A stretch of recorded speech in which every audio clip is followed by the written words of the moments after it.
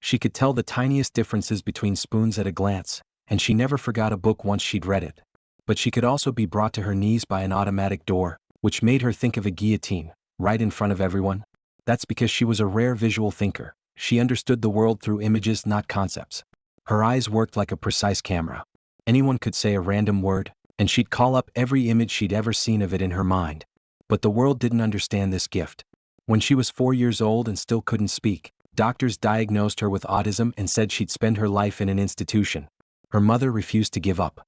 She taught her daughter to speak over and over, pouring every ounce of herself into hoping that her child could live a normal life. By the time Temple was older, she could manage simple social interactions.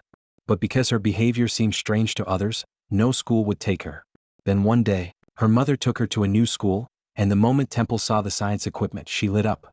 She walked up to the teacher, introduced herself, and asked if he was a scientist. He said he'd worked for NASA. And just like that, Temple left her mother for the first time and started boarding school. It didn't go well at first. She was only interested in science. Everything else was a mess. She kept to herself, but some kids picked on her, and she beat them up badly. The other students were scared of her and kept their distance. The only friend she had was a horse. But one day, that horse got sick and died. When the teacher came over to comfort the heartbroken Temple, he accidentally discovered her astonishing gift. She described every image she'd ever seen of that chestnut horse. The day it first arrived, in books, on calendars, on the page opposite a photo of Mr. Kennedy in a magazine, and passing by a feed store on the road. The teacher asked if she could bring up any image she'd ever seen in her mind, and Temple said of course. He excitedly explained to the others, Temple didn't have an intellectual disability, she just thought differently.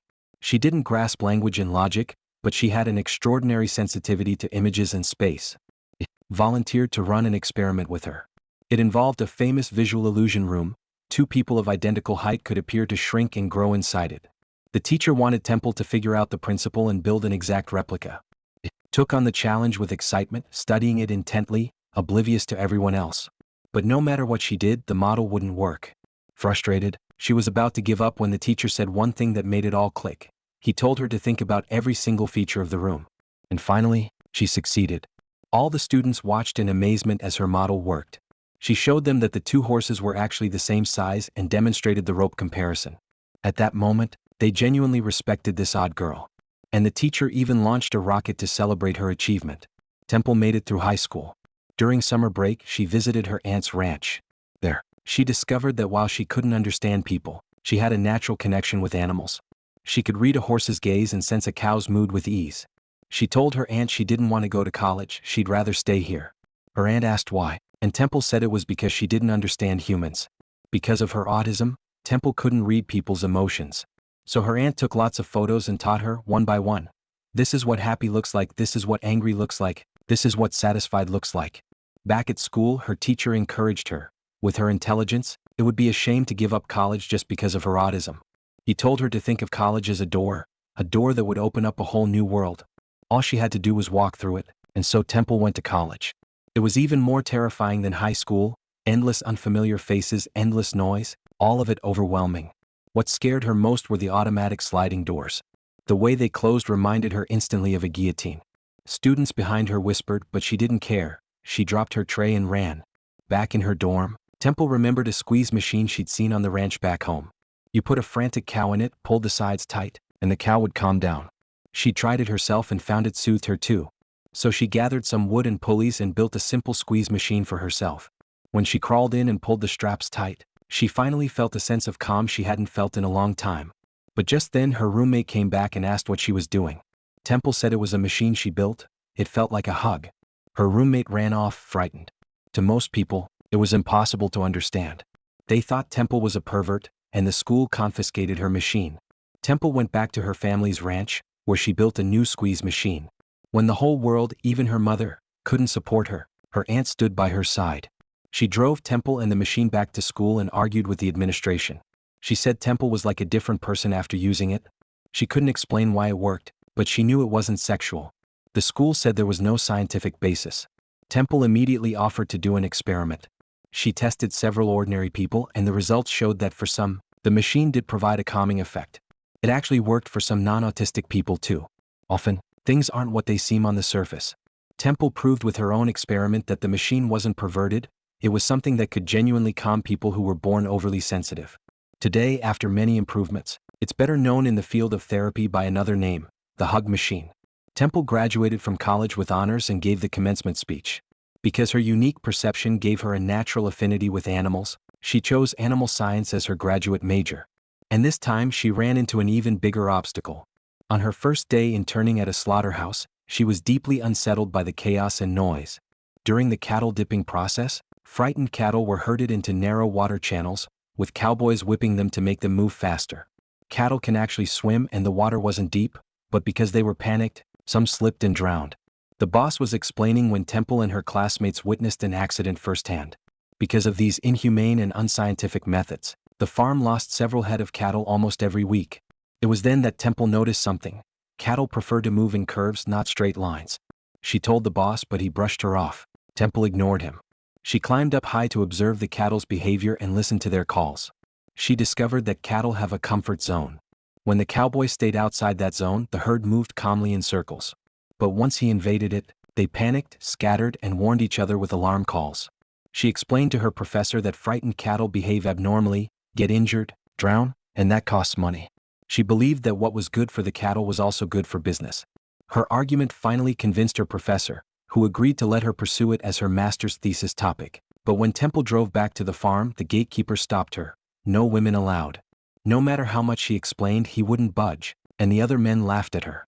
Clever Temple quickly came up with a plan.